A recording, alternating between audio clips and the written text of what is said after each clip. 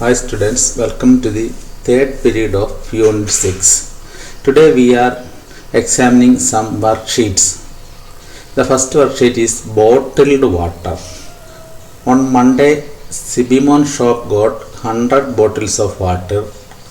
The table below gives how many bottles he sold each day of that week. Fill in the blanks. In this table, some columns are vacant. You fill that columns.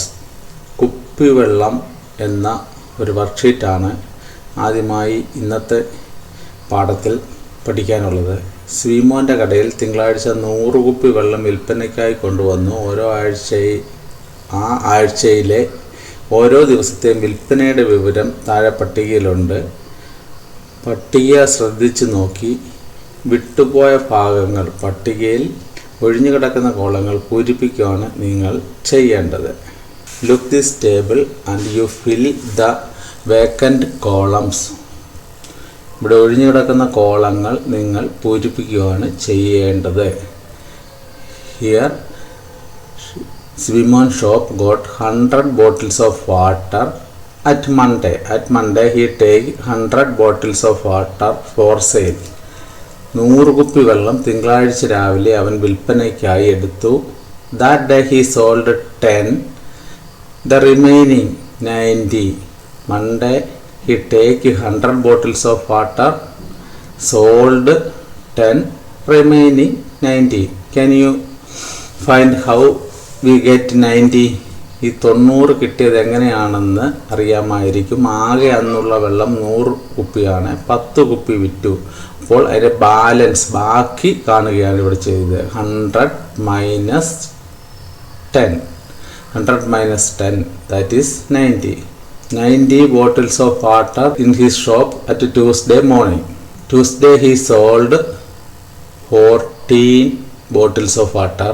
You find the remaining water in Tuesday. Then you find this column. Wednesday morning. You know the remaining water in the Tuesday is the opening stock of Wednesday. ചൊവ്വാഴ്ച വൈകുന്നേരം ബാക്കി വന്ന വെള്ളമാണ് ബുധനാഴ്ച രാവിലെ കടയിൽ കാണുന്നത്. അന്ന് വിറ്റത് sold 17. Find the balance, Wednesday's balance here. Then you find how many bottles of water are left after Saturday sale.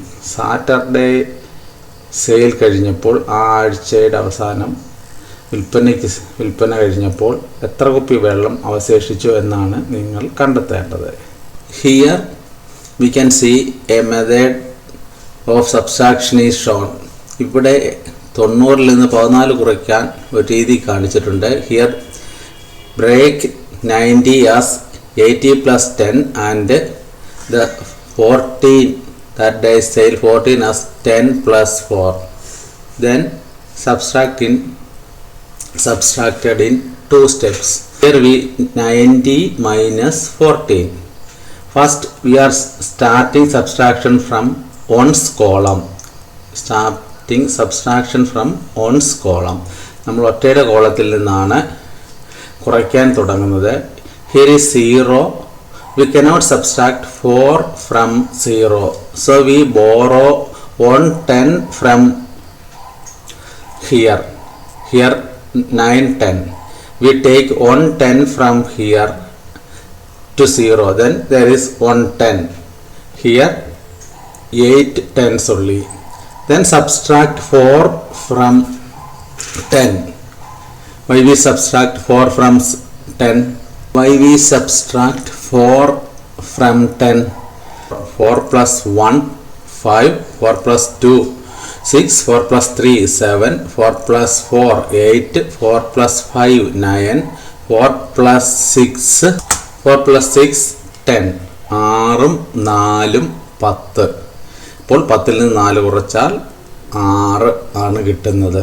8 tens only. We subtract 1 tens from 8 tens. 8 പത്തുകൾ ഉള്ളതിൽ നിന്നും ഒരു 10 കുറയ്ക്കുക. It is very easy. 8ൽ നിന്ന് 1 കുറച്ചാൽ 8 10ൽ നിന്ന് ഒരു 10 കുറച്ചാൽ we get 7 tens. 7 tens. Here 7 tens and 6 ones. The answer is 76. you subtract in this method in your notebook.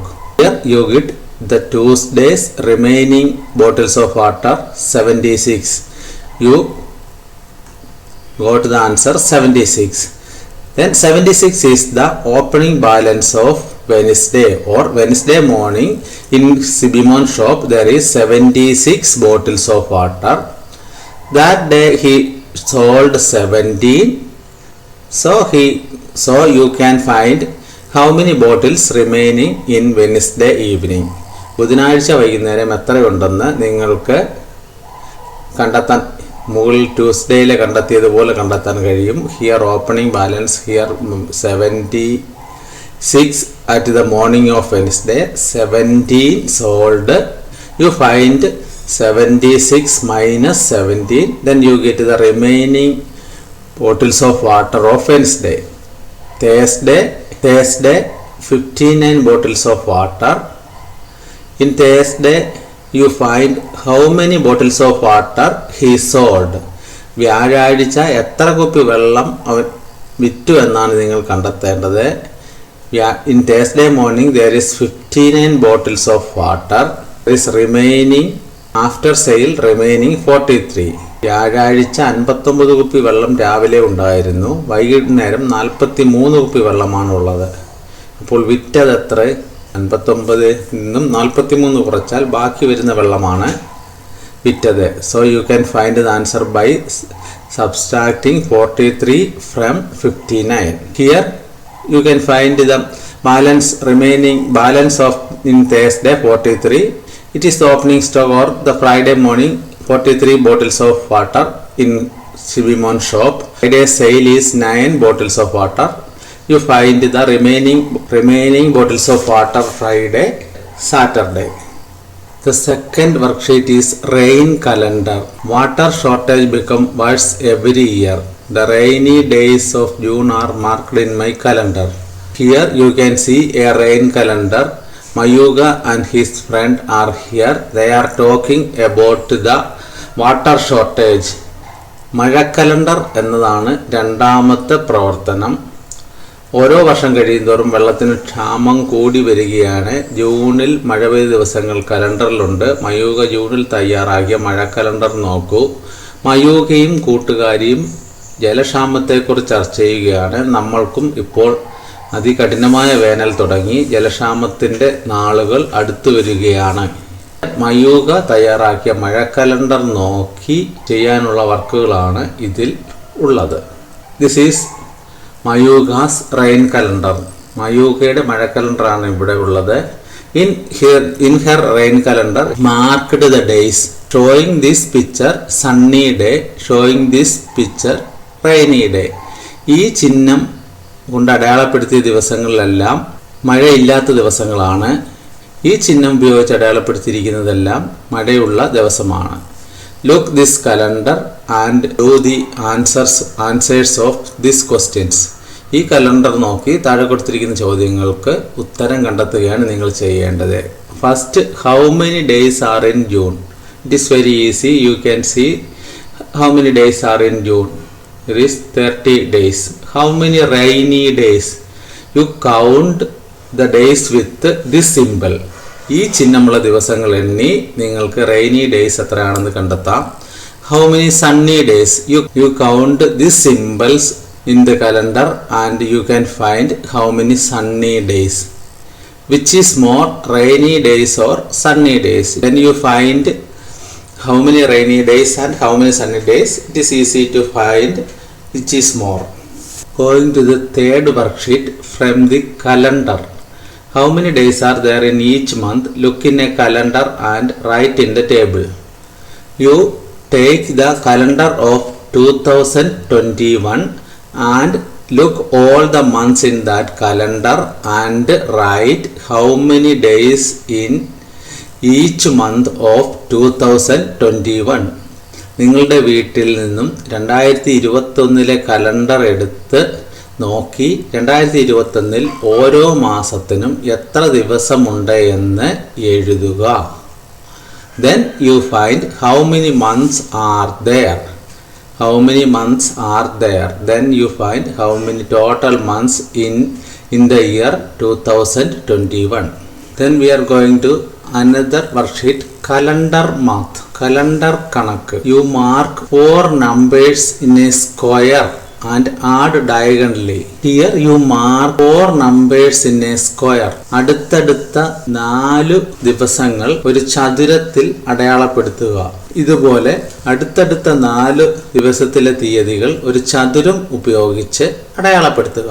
അതിനുശേഷം add diagonally. Adding diagonally is adding from corner to corner.